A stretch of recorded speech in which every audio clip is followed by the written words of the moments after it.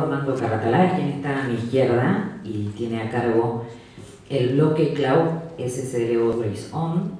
Es licenciado en Ciencias de la Computación de la Universidad de Buenos Aires.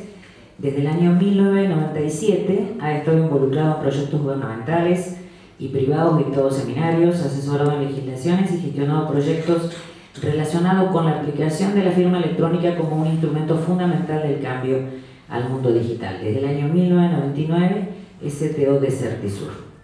La audiencia es suya. Se robaron los micrófonos. Ok. Hola, ¿qué tal? Ya mi charla terminó. Por el tiempo. Perdón, me dan 5 minutos. Ya me hicieron 5 minutos. No, voy a intentar pasarlo bien rápido. Venimos retrasados. No tiene nada que ver. Y voy a intentar hacerlo, digamos, a un nivel donde voy a transmitir un poco la experiencia de uno de los elementos que creo que hoy, más allá de, como explicaba recién, armar la red por adentro, cómo los usuarios ven la red, ¿sí? Es decir, hay dos protocolos que si no estuvieran no podríamos hablar de red, o sea, no podríamos hablar de una cloud, no podríamos montar servicios sobre una cloud. Son básicamente alguien que definió HTTP en su momento, ¿sí? Y, por supuesto, cómo proteger ese canal, ¿sí? Que es simplemente la definición de SSL. Por supuesto que hay otros protocolos, pero sin esos dos protocolos, el avance que habríamos tenido y hoy, básicamente, muchos de los servicios que tenemos en la nube, no podríamos considerarlo. Entonces, mi charla va a ser un poco relacionada con esto. O sea, primero un poco hablar sobre SSL, por qué es tan importante. Normalmente todo el mundo lo menciona, así muy a la pasada. Voy a intentar, digamos, dar una explicación de cuál es el estado del arte hoy de ese protocolo, por ejemplo. Después, con respecto a cómo es el ecosistema de esto, es decir, ustedes tienen las cosas en la nube, ¿sí? Van a montar servicios y lo más probable es que esos servicios los van a proveer a ustedes mismos o a terceros, ¿sí? Una vez que estén en la nube. ¿Cómo es este ecosistema de la confianza, de saber de qué son los servicios de ustedes, de que aquel que accede está realmente accediendo a ese servicio? Por último, me parece que la parte más interesante es una investigación de mercado de una empresa, una investigación digamos, de análisis de situación, de cómo SSL está hoy puesto en el mundo, cómo se está utilizando, y por último algunas recomendaciones.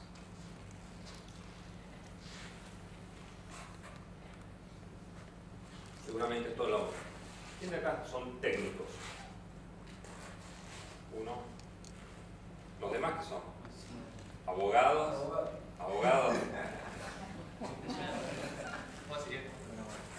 ¿Quiénes son implementadores? O sea, ¿quiénes han tenido que tocar algo de esto alguna vez?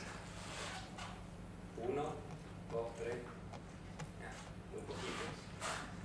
O sea, por ahí yo pensé que va a tener una audiencia muy técnica, pero vamos a... ¿Ah? Está mezclada. Bueno, en el 94, cuando Netscape lanza el navegador, define un protocolo, no hace mucho, hace menos de 20 años, define un protocolo que marca el rumbo de todo lo que tiene que ver con el cifrado y la autenticación en la red, ¿sí?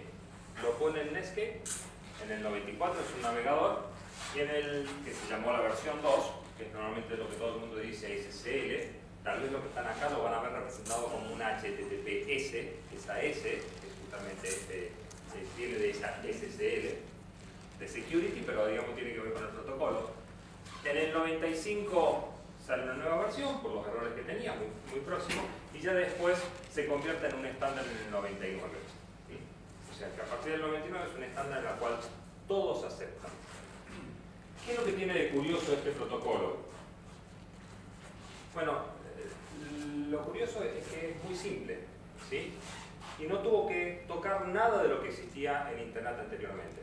Es decir, la arquitectura de cualquier servicio que se armaba con una serie de servicios, de puertos, ¿sí? cuando ustedes se conectan a una página, hay dos servidores, que son un cliente y un servidor que se está conectando a ese puerto. Pero todo esto que se llama el stack de TCP/IP, no tiene ningún concepto de seguridad. ¿Sí? Por lo tanto, era imposible pensar ni siquiera en un carrito de compra si no se le ponía algo. Bueno, la gente de Netscape diseñó esta capa aquí en el medio, la cual permitió definir un montón de protocolos, ¿sí? Desde el logueo que se ocurre cuando ustedes se loguean en una máquina, cuando entran a un sitio, cuando mandan un correo, etcétera, etcétera. Todo está condicionado por este protocolo que está aquí.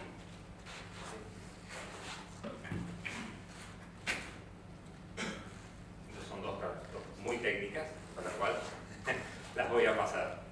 Pero habla sobre cómo negocian las computadoras. Ahora, al mismo tiempo que es un protocolo de seguridad que nos permitió definir las nubes, nos permitió subir servicios en las nubes, ¿sí? Todo eso, por supuesto que aparecieron los chicos malos que intentan explotar las vulnerabilidades de ese protocolo. Esas vulnerabilidades de ese protocolo lo hicieron en distintas formas. Algunas, ¿sí?, que muchos habrán escuchado, que es me roban la contraseña cuando estoy en el navegador. Bueno, lo que hacen es, inclusive, aunque están con HTTPS, permiten robar, ¿sí?, la contraseña si uno llega a instalar determinados plugins. Y eso es una cosa que ha ocurrido, ¿sí?, y ha permitido o ha obligado a activar, digamos, contramedidas para que eso no ocurra en los navegadores. También otros ataques habituales que ha habido es, por ejemplo, ponerse en el medio de esa comunicación, y seguramente han escuchado hace poco tiempo atrás de un ataque que hubo en Irán, ¿sí?, donde en realidad falsificaron determinados certificados que están involucrados en esta negociación, en este protocolo, ¿sí?, de tal forma que todas las personas que querían o que creían que estaban accediendo a Gmail, en realidad estaban accediendo a un sitio falso que era el que realmente accedía a ese sitio falso. Para el usuario final era realmente el sitio verdadero, pero ese sitio falso lo que hacía era registraba todas las comunicaciones que estaban haciendo. ¿Sí? Eso fue otro ataque. Lo que aparece acá son las siglas de man in the middle, ¿sí? Son ataques donde alguien se pone en el medio. Y otro de los ataques que ha habido últimamente es directamente robar los certificados de las autoridades certificantes. Y en el año pasado hemos tenido dos incidentes donde dos autoridades certificantes han visto comprometidas sus claves, una de ellas directamente eliminada de los navegadores, la otra fuertemente sancionada desde el punto de vista de la comunidad. ¿Sí?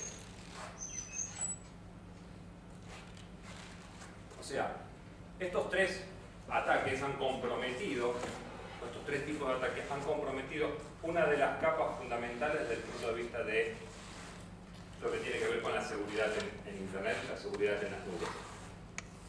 O sea, cualquiera que ponga un servicio en la nube, si lo logra hacer por sí, por sí mismo, tiene que tener todas las consideraciones anteriores, o si lo va a contratar, lo más probable es que va a estar involucrado con este protocolo. Por lo tanto, es importante que lo tengan en cuenta. Ahora, no es ese el mayor problema que existe hoy.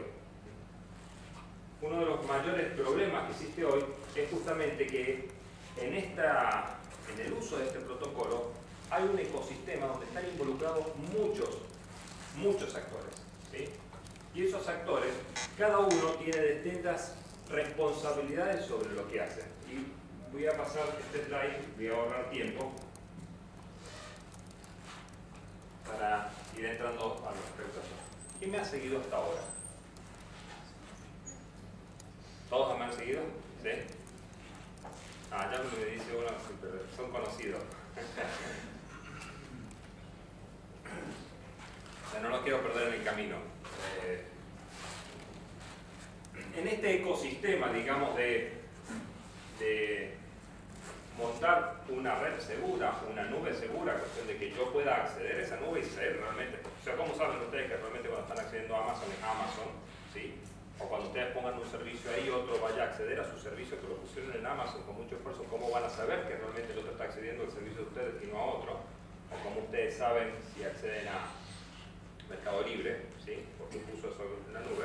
Todo eso está relacionado con este protocolo. Y en este protocolo están todos estos tipos de actores.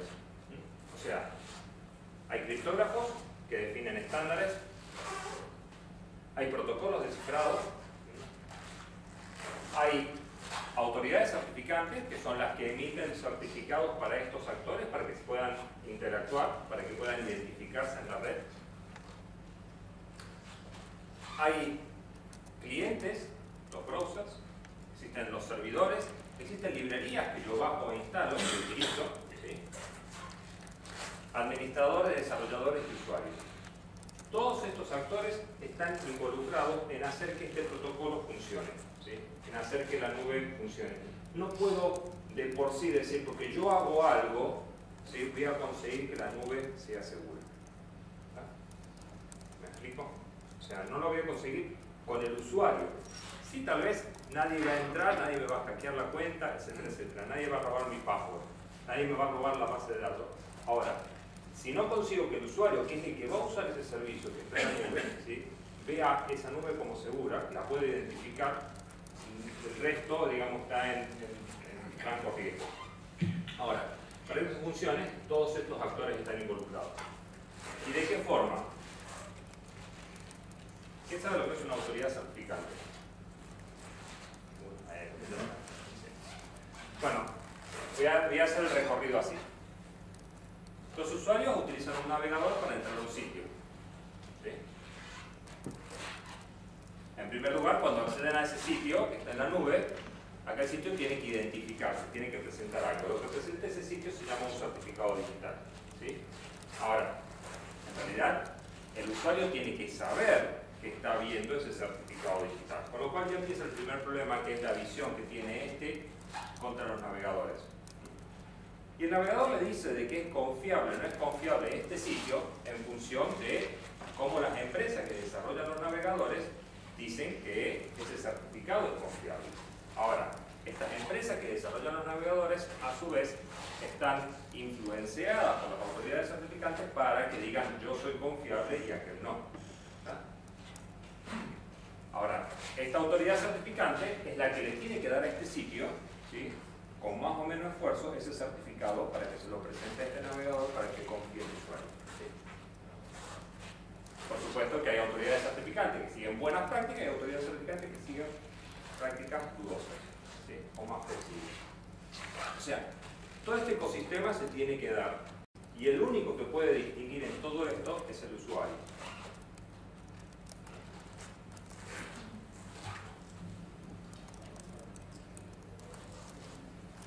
¿Por qué digo que hay distintos? Que aquella autoridad certificante le daba certificados a esta empresa para que lo publique, para que en realidad alguien entre y vea si realmente es el sitio, si está utilizando una nube verdadera o está usando una nube falsa. Bueno, para eso existen distintos tipos de certificados, ¿sí? Y acá están un poco categorizados los tres. Hay certificados que dicen, yo puedo garantizar que el dominio existe.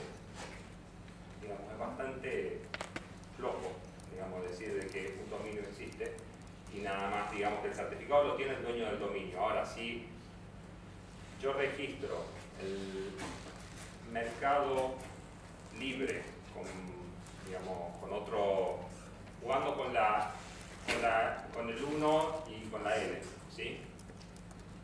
Y pido uno de esos certificados, el certificado lo voy a poder instalar. La autoridad certificante me lo va a emitir, me va a emitir un certificado de esto, porque en realidad el dominio lo controlo.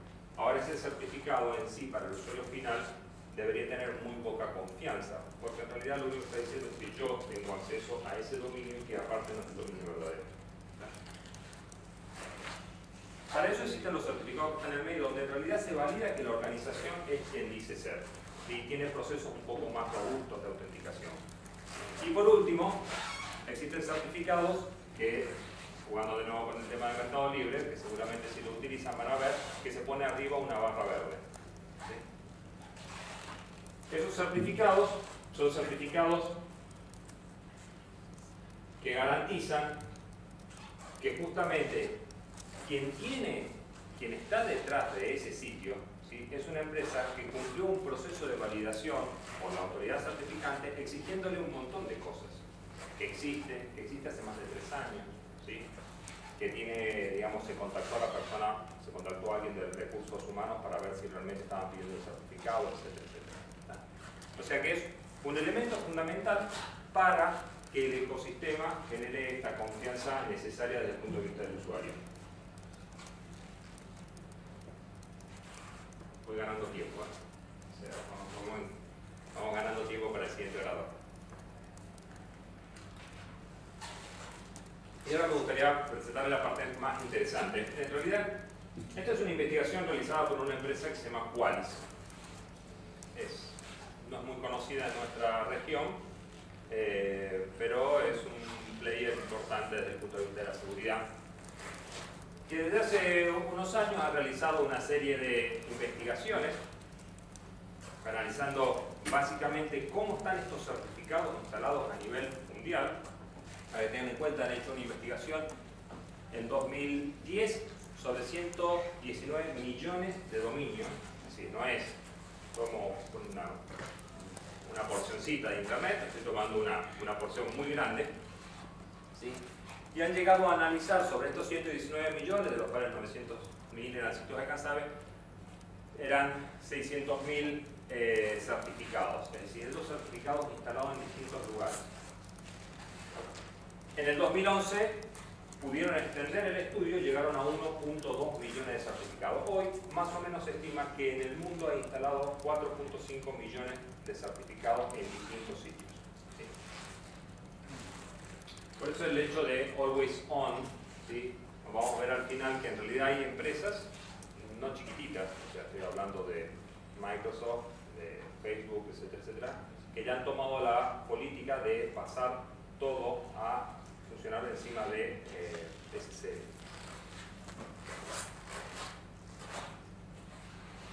¿Qué dio este resultado? ¿Se entiende hasta ahora, digamos, qué es lo que ha pasado hasta ahora, ¿no? O sea, qué es lo que he querido presentar ahí. Existe la necesidad de que existan estos certificados para que los usuarios que acceden a distintos sitios que están en la nube puedan identificar que realmente están accediendo al sitio verdadero. Para conseguir este certificado, el dueño de esa red que pone, de esa nube, de ese servicio que puso en la nube, que publicó un servicio, tiene que ir y solicitar un certificado y ponerlo en su sitio. Bueno, lo sorprendente de la primera parte del estudio es que solamente el 0,6% de los certificados coincidían. Es decir, que realmente pertenecían a la empresa que es.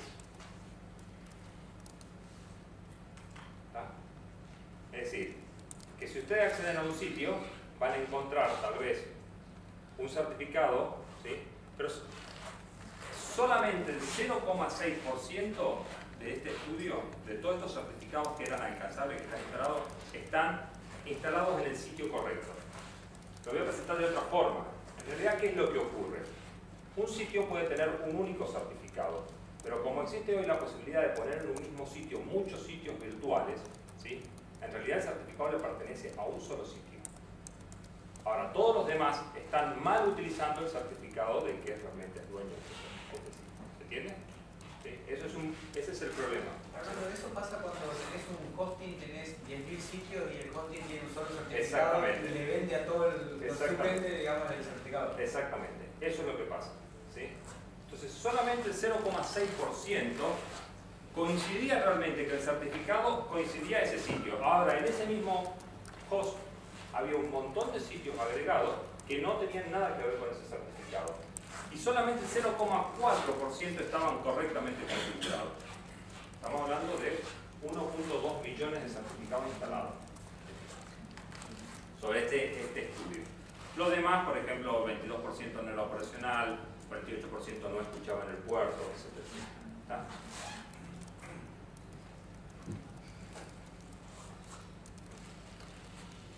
Si nos vamos a los que realmente respondieron, utilizando, digamos, la herramienta de esta empresa, mide una serie de características, el protocolo que se comunica, el nivel de encripción, las claves, etcétera, etcétera. Solamente el 32% estaban bien configurados y el resto no. Entonces ese es el panorama hoy de lo que tiene Internet desde el punto de vista de seguridad como nube. ¿Está claro?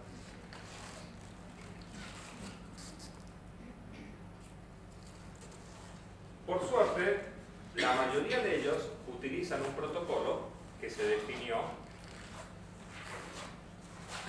en el, ¿se acuerdan de la fecha? 95. Acá. Desde el 95 se viene utilizando ese protocolo y nadie lo toca. Pero el problema es que muchos de ellos utilizan o tienen habilitado, soportan, aunque no lo utilizan, digamos, esto lo que se indica es cuál sería el protocolo que elegirían, pero que lo soportan. Acá nos parece que son 143.000. Hay muchos de ellos que todavía soportan un protocolo que no es más aceptable. Esto se puede interpretar de muchas formas, digamos, una de ellas es que obviamente lo que hacen los administradores es ese administrador que aparecía en la figura con el martillo, lo que hacen es sacan de la caja, lo ponen, anda, no se toca. ¿Está? Y al año que viene vuelve a pasar, viene en realidad otro administrador. O sea, lo sabemos ¿por qué? Porque al año que viene viene otro administrador y me dice, sé que se está por vencer el certificado, ¿me ayudas a instalarlo? No tengo ni idea de cómo se hace. Y por si acaso, vuelvo a poner exactamente lo mismo.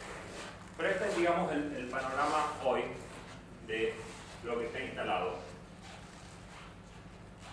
La mayoría soportan algoritmos fuertes de encripción, ¿sí? Con lo cual es un buen panorama. Ahora, desde el punto de vista de cómo protegen, cómo están desarrollados los sitios que utilizan estos certificados. Casi todos ustedes cuando acceden a un sitio les piden un login y un password. ¿Sí? Ahora, ¿cómo hace el sitio para administrar ese login y password y que no se lo pida constantemente? Bueno, para eso hay distintas técnicas de sesión, pero una de ellas es justamente utilizar eso que aparece ahí como cookies. Sean técnicos o no técnicos, seguro que lo han escuchado. ¿Sí? Es decir, no tengo habilitada la posibilidad de poner cookies, o me instala cookies en la máquina, en el browser, etcétera, etcétera. ¿Sí? Bueno, para que eso sea seguro, para que nadie lo robe, es necesario definir una serie de protocolos, los cuales la mayoría de los sitios no siguen. Solamente el 1.8% protege las cookies de manera segura con los dos protocolos. Los estoy asustando más de lo que lo asustaba el orador anterior si querían ustedes armar una autoridad, una cloud privada. Pero bueno, ese es el estudio. De todas formas, no pasa nada, porque en realidad vamos a salir de acá y vamos a seguir utilizando la nube. O sea, nadie va... Exactamente, a nadie le queda otra. Sabemos que alguien de acá sea responsable de estos números, digamos, que es un problema ya distinto, pero digamos, nadie va a irse hacia atrás. Pero digo, que con un mínimo esfuerzo de instalar un certificado o lo que sea, ya uno estaría dentro del pequeño porcentaje. Totalmente. Sí. El estudio, yo recorté... No es como armar el cloud. No. Esto es instalar. Esto es una necesidad del tipo que pone un servicio. Claro, el cloud es lo que cómo uno arma hacia adentro su infraestructura y cómo le conviene desarrollar su infraestructura. Ahora, en el momento en que uno pone un servicio, va a necesitar de una forma u otra de esto. La cuestión es el esfuerzo que le pone y evidentemente este estudio lo que intenta mostrar es que aún falta un poquito más de esfuerzo con respecto a asegurar la nube, ¿sí? Pero no asegurar la nube de que si pongo un firewall y si en realidad tengo el doble login y sino asegurar la nube desde el punto de vista de lo que el usuario ve en la nube. ¿Está? El estudio, el original, que era del 2010, solamente le había dado que 9 sitios tenían todas las cosas correctas. ¿Está? No el 9%, 9 sitios. Bueno, esto probablemente les ha ocurrido, ¿sí? Y seguramente le dan OK, que es que entran a un sitio y le dice, este sitio tiene tantas cosas seguras como inseguras. Eso se llama usar contenido mixto. No siempre el diseñador lo puede proteger o lo puede anticipar, pero muchas veces lo que ocurre es que lo sabe y le dice OK. ¿Está? Y eso es un gran problema desde el punto de vista de la seguridad y de la confianza del tipo que está del otro lado, porque le está dando justamente la consigna de que dele para adelante a cualquier ventanita, ¿sí? Cuando en realidad eso es una brecha de seguridad. Seguramente aquellos que instalaron alguna vez Google Analytics, Google Ads, ¿sí? En el pasado no tenían la posibilidad de poner eso como HTTPS, lo tenían que poner como HTTP o descartarlo. Bueno, por suerte eso ya no existe más. O sea, uno tiene la posibilidad. Pero de todas formas sigue siendo un riesgo, ¿sí? Y el 27% de los sitios analizados incluyen contenido de otros sitios.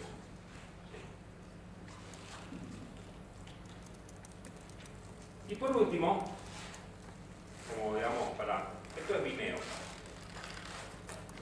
Yo había agarrado el slide de la presentación anterior, que era del 2010. ¿Sí? Dije, bueno, ya lo habrán corregido. No. O sea, esto lo saqué anoche. Si uno entra en vimeo.com, que es un YouTube, ¿sí? Digamos, un lugar para subir películas, aún se puede seguir logueando, ¿sí? Con HTTP solo. ¿Sí? Es decir, no sabe si realmente se lo está dando a Vimeo. Y otra de las cosas es que si yo escucho esa comunicación, yo veo absolutamente todo. Entonces, lo curioso es que el 25% de los sitios de este estudio tenían algún formulario de login, ¿sí? Algún formulario donde el usuario se tenía que autenticar. El 68% no utilizaba ningún mecanismo de encripción para proteger esa comunicación, ¿sí?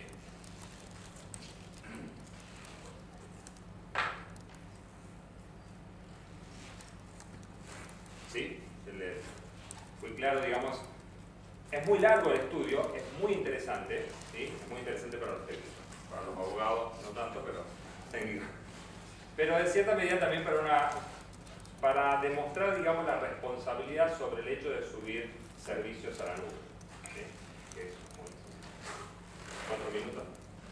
Ah, porque he visto así, me bajan los minutos. Bueno, ya las conclusiones. Vamos a cerrar las cosas. Always On, ¿qué es? Básicamente es una iniciativa en la cual lo que se promueve es que utilizar todo el tráfico que está en la red sobre SSL. Por supuesto que SSL es un poquito más costoso, no por el certificado en sí, es más costoso en todas las, digamos, demás características. Pero ya hay algunos players que nadie los conoce. Google, PayPal, Facebook, Hotmail, Twitter, ¿sí? Todos estos players ya tienen todas sus comunicaciones, es decir, todas sus nubes sobre HTTPS. ¿Sí? Es decir, están utilizando SSL para todos los servicios. Y esta organización, Online Trust Alliance, donde acá pueden buscar, digamos, si quieren, después un link de un artículo cortito, donde dice justamente cuáles son las ventajas. Y ahí está la presentación de estas 4 players. Entonces, sí, todos ellos estuvieron en la RCA presentando cuáles fueron las ventajas, la del 2012, cuáles son las ventajas de haber tomado esta decisión. ¿Sí? A tal punto que, por ejemplo, Google quiere utilizar Chrome de acá. Nadie se dio cuenta, o sea, si entran con Chrome en Google y entran con Internet Explorer, ¿no notan Chrome más rápido? Bastante más rápido. Bueno, a tal punto que rediseñaron el protocolo de comunicación, ¿sí? Y Google utiliza un protocolo propio, digamos, estándar, pero abierto, pero más o menos propio, en la cual la comunicación SSL es mucho más rápida, es decir, se puede hacer más performante, ¿sí? Hay este tipo de cambios que, digamos, que se están proponiendo. Cuestión de llevar certificados, digamos, llevar SSL a todas las comunicaciones.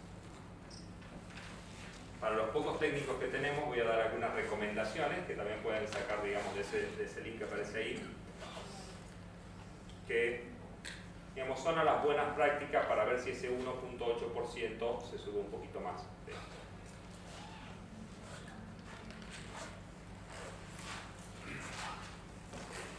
Toda esta tecnología está relacionada con un tamaño de clave.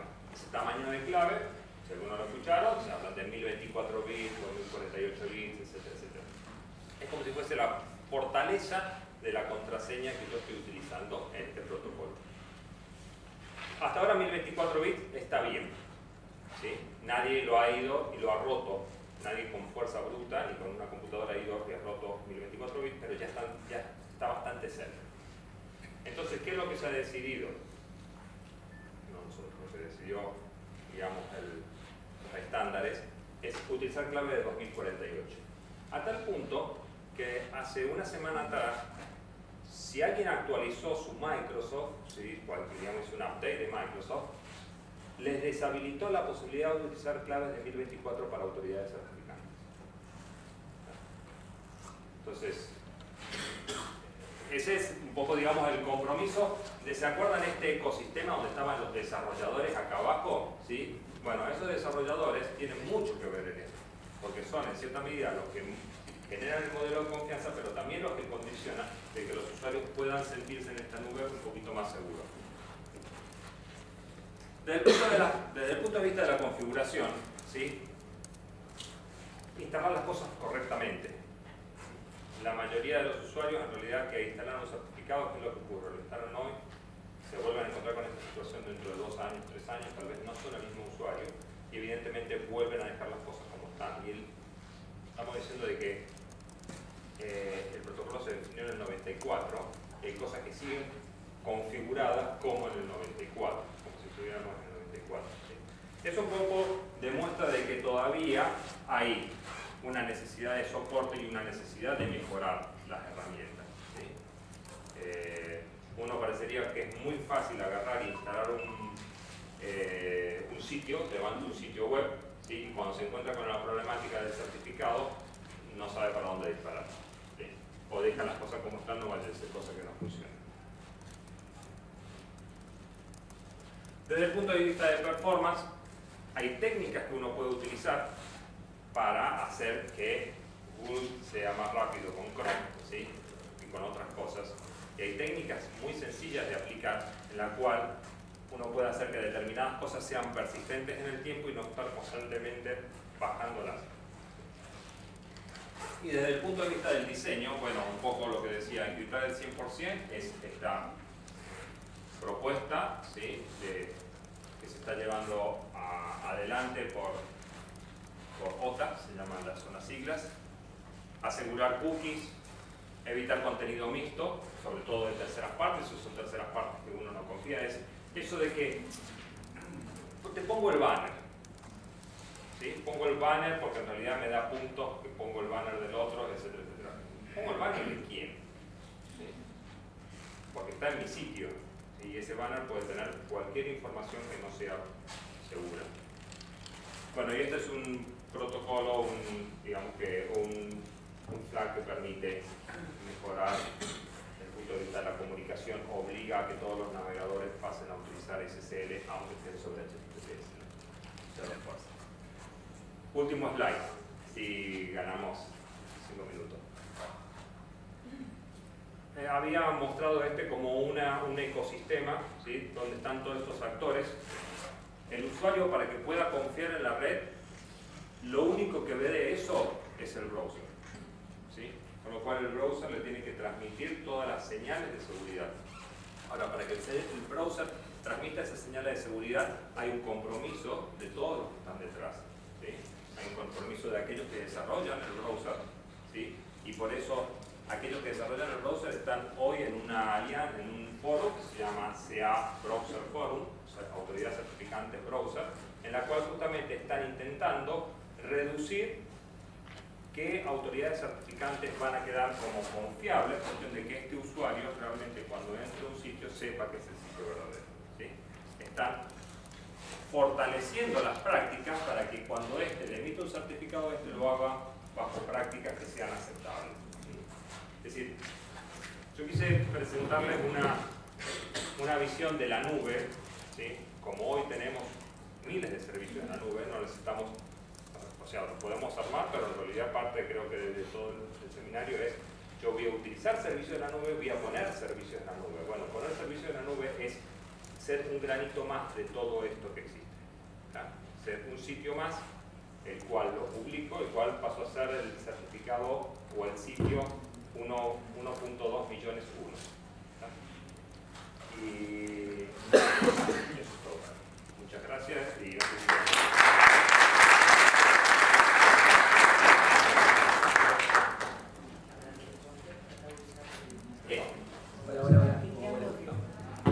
Tengo uno. Hoy, no. Bien, ¿alguna pregunta para Armando? Ahí se prendió, ¿verdad? Me voy a dejar en el piso para que se prenda. Perdón a los que no estaban escuchando. Empezá de vuelta. Empiezo de vuelta, no tenemos tiempo. Bueno, ¿alguna pregunta para Armando? Sí. Dame un segundo, que si no se me quejan los que están viendo ahí. Te quería consultar, por ejemplo, cómo hacen los proveedores que están en la nube brindando hosting, ¿no? Que en realidad, por ejemplo, Rackspace tiene servicios que no te entregan una máquina virtual con una IP, sino te entregan un virtual host. Sabiendo que, por ejemplo, Apache, vos para instalar los certificados de SSL tenés que atarlo a la IP que tengas en ese servidor. O sea, ¿cómo ellos hacen para generar esos certificados? O sea, esa limitación está en sí en el protocolo. No hay forma hoy de resolverla. Hoy, en el estado de arte de hoy, lo que vos tenés que tener es, por cada certificado, tenés que usar una IP. El certificado no está asociado al IP, ¿está claro? Pero en realidad la forma en la cual se establece el protocolo, la parte de negociación de SSL va antes de que el sitio se entere a quién le estás pidiendo las cosas. ¿Está? O sea, lo primero que se produce es la negociación de este protocolo SSL. Y en esa negociación yo te tengo que entregar un certificado y por lo tanto te entrego el primero que tengo si yo soy el servidor. El primero que te entrego, que a lo mejor no coincide después con el sitio que vos realmente querías consultar. O sea que hoy no hay forma de resolverlo. Por supuesto que HTTP 1.1 y digamos lo siguiente, y digamos las versiones de TLS resuelven eso, pero hoy no están todos volcados sobre eso. Es más, hasta hace muy poco, el año pasado se presentó aquí en Buenos Aires un ataque a SSL BIST que justamente explotaba una debilidad de los Cypher Suite que tenían los navegadores, que igual estaban utilizando, etc. Pero que era fácilmente, estaba resuelta porque se había resuelto en TLS 1.1, pero que nadie había adoptado todavía. ¿Está? Entonces, en ese sentido, es como que vamos atrasados, ¿sí? Por supuesto que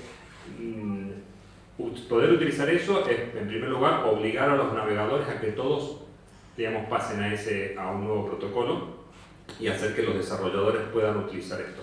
Pero hoy, una IP, un certificado. O un certificado te consume una IP. Por mí, en realidad hace mucho, por ejemplo, Rackspace que lo ofrece, Sí. con HTTPS, con SSL. O sea, digo, ¿de qué forma ellos lo están haciendo? O sea, ¿cómo No, pues una de las posibilidades es que estén utilizando un wildcard, ¿sí? No sé exactamente cómo lo están resolviendo, pero digamos, si querés después mandame un mail y averiguo puntualmente con ellos cómo lo están resolviendo. ¿Alguna otra pregunta? O sea, por ahí hay muchos sitios que te dicen yo te ofrezco un certificado pero que no corresponde a tu sitio. Entonces es engañoso. Claro. O tenés que usar un dominio que yo te doy. No sé exactamente cuál es el lugar. ¿Alguna otra pregunta? Yo tengo una. Con respecto a los Cypher Suite que mencionabas recién, Sí. Por ejemplo, el ataque BIST o el crack que están por presentar el viernes, todo está basado sobre ICANN. Está todo basado sobre CBC. Sí. ¿No hay alguna forma, igual que hizo Microsoft, de obligar a pasar a 2048 a directamente, por ejemplo, dejar de usar CBC? O cualquiera de los cyber... En realidad nadie va a tomar el compromiso desde el lado del navegador de deshabilitar esa funcionalidad, porque dejaría a esos navegadores de acceder a la mayoría de los sitios. No, pero cuando generas el certificado, digo. No, porque eso no está relacionado al certificado. El certificado lo único que utiliza es para identificar al sitio, Claro. pero después el protocolo es totalmente independiente. No, ahí a eso me refería. O sea, No, el protocolo utiliza el certificado. Sí, sí, sí. Es más, se podría decir que se podría utilizar el protocolo sin certificado, digamos, no tiene nada que ver. Eso obligaría, en realidad, en primer lugar, a realizar un upgrade a muchos sitios. Exactamente. Digamos, muchos sitios deberían tomar ese compromiso. El estudio este, si te interesa, tiene justamente una mención particular de cómo Microsoft lanzó un parche para una vulnerabilidad y cómo las grandes empresas, los top, los 1000, tardaron más de 2 años en aplicar el parche en el lado del servidor. ¿Ah? En realidad se aplicó el parche mucho más en el general que en las empresas top. Las empresas top aplicaron ese parche que lo tenían que aplicar en el servidor, tardaron 2 años. O sea que ese es es un protocolo poco atendido, pero fundamental. Pero todo el mundo cuando digamos, se da cuenta, sale corriendo. Sí, tarde o temprano se van a tener que poner las pilas porque si no los ataques que están apareciendo todos los años en algún momento lo van a tener que... Bueno, el del año pasado el de Visa era un ataque conocido, Sí. resuelto, lo que pasa es que nunca se había hecho un exploit. En la práctica nunca sabía.